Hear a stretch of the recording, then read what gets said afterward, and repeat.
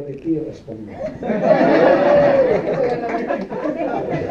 Let's go to section number 2. Alam na, ito ang maganda eh. Yung section number 1 natin, dahil kulang tayo sa oras, wala tayong preparation, di ba?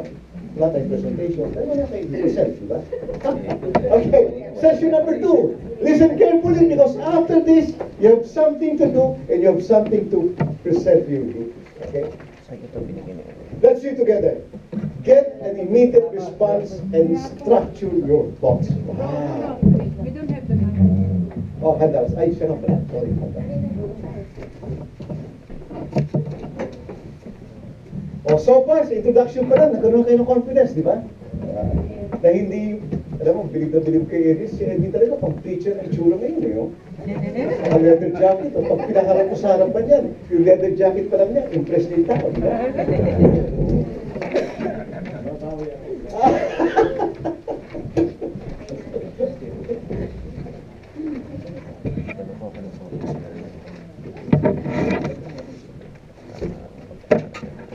Alam mo, ito ang gagawin natin.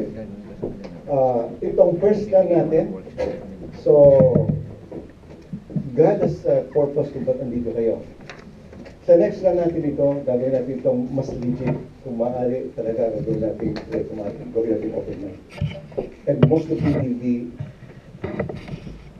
or facilitators or kayo yung mga kagawa ng mga comments, kayo magpa-facilitate sa mga grouping. And hopefully we can have